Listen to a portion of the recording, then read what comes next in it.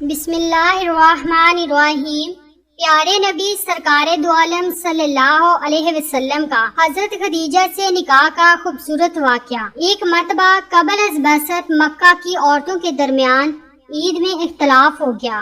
رجب کے مہینے میں ان کی عید ہوتی تھی، مگر اب چونکہ تاریخ کا تعین نہیں ہو پا رہا تھا، جس کی وجہ سے مکہ کی معزز عورتیں ایک بت کے روبرو بیٹھی فیصلے کا انتظار کر رہی تھی۔ ان میں حضرت خدیجہ بھی تھی۔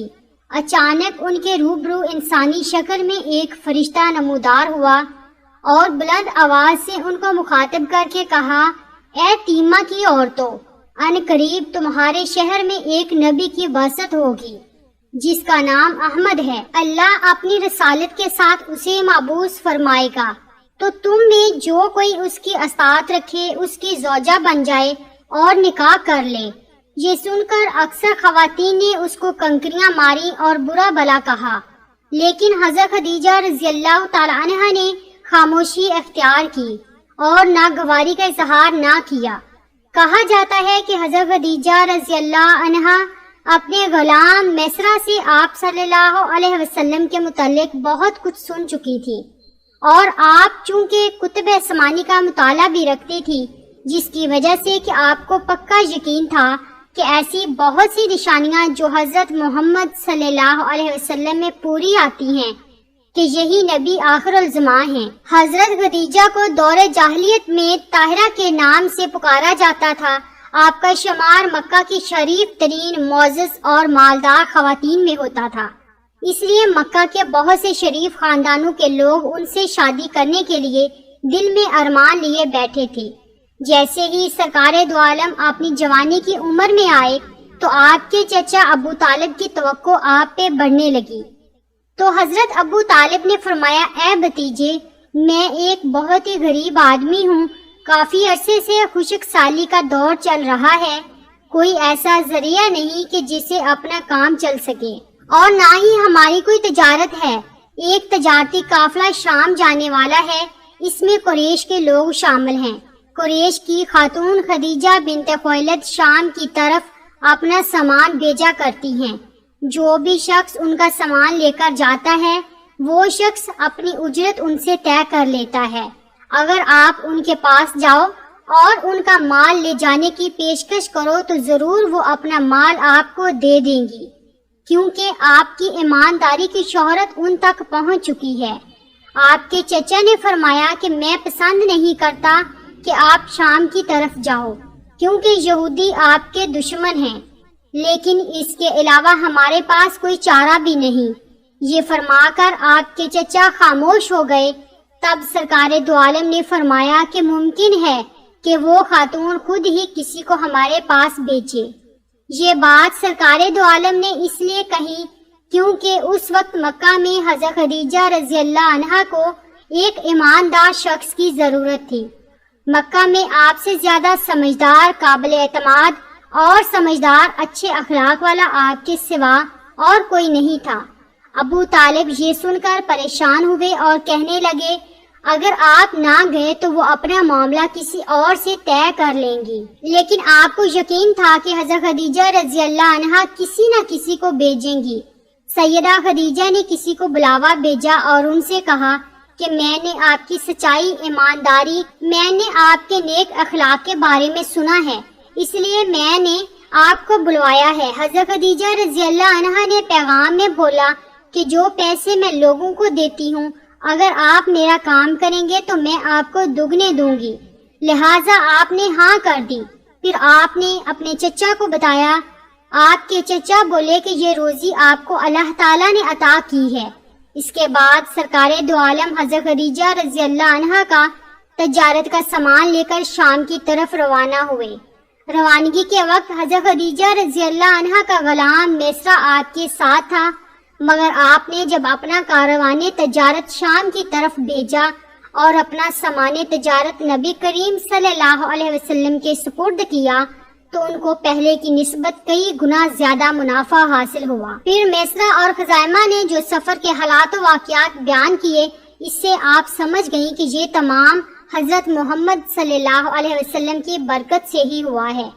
رسول اللہ صلی اللہ علیہ وسلم کی محبت ان کے دل میں جاگ گئی اور یوں آپ کے دل میں حضور صلی اللہ علیہ وسلم سے نکاح کا جذبہ بیدار ہوا۔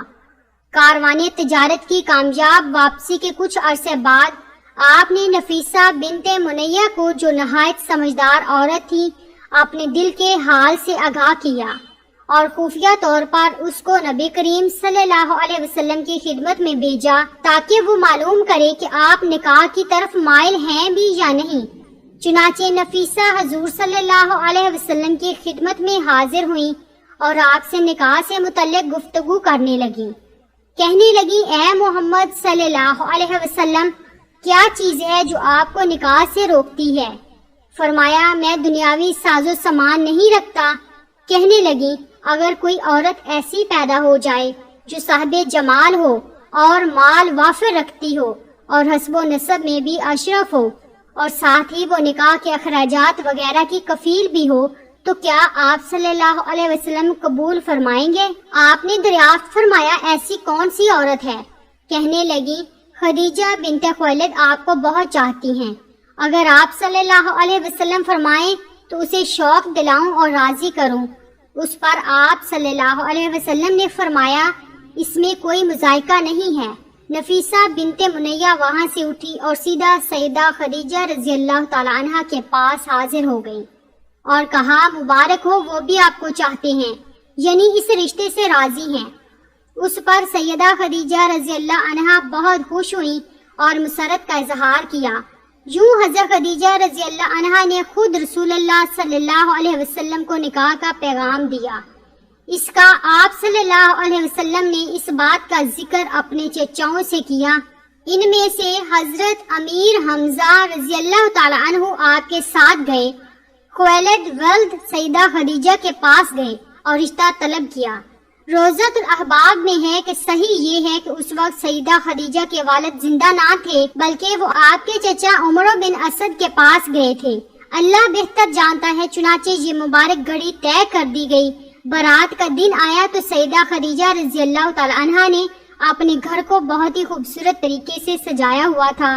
نفیس چادریں بچھائی گئی، نوکر چاکر حضور صلی اللہ علیہ وسلم کی عزت و اکرام کے لیے قطار در قطار کھڑے تھے۔ چنانچہ جب برات آئی تو اس میں دلہا امام الانبیاء المرسلین تاجدار کائنات حضرت محمد مصطفیٰ صلی اللہ علیہ وسلم تھے، اور براتیوں میں حضرت امیر حمزہ رضی اللہ عنہ اور حضرت ابو طالب اور آپ کے دیگر چچا اور یارغار حضرت ابو بکر صدیق رضی اللہ عنہ اور دیگر لوگ شہر شامل تھے۔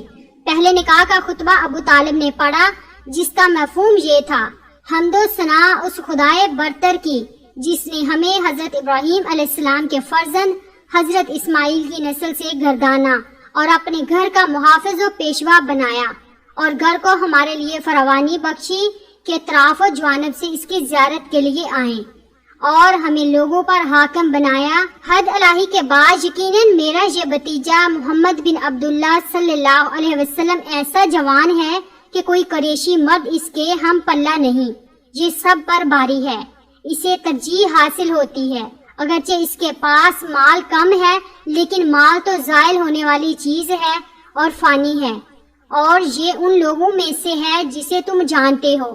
انہوں نے یعنی میرے اس بھتیجے نے خدیجہ بنت خویلد کو نکاح کا پیغام دیا اور میرے مال سے ایک مقدار بطور مہر دیا، جس میں نقد بھی ہے اور ادھار بھی۔ اللہ تعالیٰ کی قسم، اس کے بعد میرے اس بھتیجے کے لیے بہت بڑی خبر اور عظیم معاملہ ہے۔ جب حضرت ابو طالب نے خطبہ مکمل کیا تو ورقہ بن نوفل اور عمر بن اسد نے بھی خطبے پڑھے۔ اس عقد مبارک کی تعمیل کے بعد حضرت ابو طالب نے ولیمے کے لیے اونٹ ذبح کیا اور قریش کی شاندار دعوت کی۔ سیدہ خدیجہ رضی اللہ عنہا نے اپنی لونڈیوں کو حکم دیا کہ دف بجا کر رقص سے مسرت کا اظہار کریں۔ چنانچہ اس پر مسرت و تقریب کا اختتام ہوا تو تمام مہمان اپنے گھروں کو روانہ ہوئے۔ اسی روز زفاف واقعہ ہوا۔ اس کے بعد سیدہ خدیجہ رضی اللہ تعالیٰ عنہا نے خزانوں کے دروازے کھول دیے اور اپنی تمام ملک حضور صلی اللہ علیہ وسلم پر قربان کر دی۔ پیارے آقا سرکار دو عالم اس شادی سے بہت خوش ہوئے اور جناب ابو طالب نے اپنی مسرت کا اظہار ان الفاظ میں کیا، سب خوبیاں اس ذات کے لیے جس نے ہم سے مصیبتیں دور فرمائیں اور ہم سے غموں کو اٹھایا۔ ناظرین، بے شک ام المومنین سیدہ خدیجہ رضی اللہ تعالیٰ عنہ کے بلند و مقام و مرتبہ کی صرف ایک ہی وجہ تھی کہ آپ کو حضرت محمد صلی اللہ علیہ وسلم کی زوجیت کے لیے پسند کیا گیا۔ آپ کی عزت و عظمت کا اندازہ آپ اس حدیث پاک سے بخوبی لگا سکتے ہیں کہ پیارے آقا صلی اللہ علیہ وسلم نے فرمایا، سب سے بہتر عورتوں میں مریم اور خدیجہ ہیں۔ حضرت جبرائیل علیہ السلام نے بحکم خدا آپ کو جنت کی بشارت دی تھی۔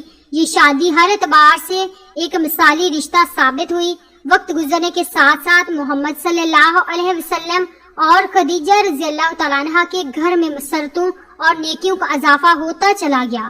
حضرت خدیجہ رضی اللہ تعالیٰ عنہ اس خوشگوار شادی کے بعد 25 برس زندہ رہیں۔ ان کی ازدواجی زندگی کا لمحہ لمحہ مسرت، سکون، طہارت اور توازن کی نعمتوں سے لبریز رہا۔ آپ نبوت کے 10ویں سال 65 برس کی عمر میں رحلت فرما گئیں۔ حضرت خدیجہ رضی اللہ عنہا سے حضور صلی اللہ علیہ وسلم کی محبت لازوال تھی۔ خدیجہ کے انتقال کے بعد بھی وہ انہیں اسی محبت اور احترام سے یاد کیا کرتے تھے۔ ان کی وفات کے کافی عرصے بعد ایک بار حضور صلی اللہ علیہ وسلم نے آپ کو سپاس عقیدت پیش کرتے ہوئے فرمایا، وہ ایک مثالی بیوی تھی۔ انہوں نے اس وقت اسلام قبول کیا جب سارا عرب کافر تھا۔ انہوں نے اپنی ساری دولت مجھ پر یعنی میرے مشن پر نچھاور کر دی۔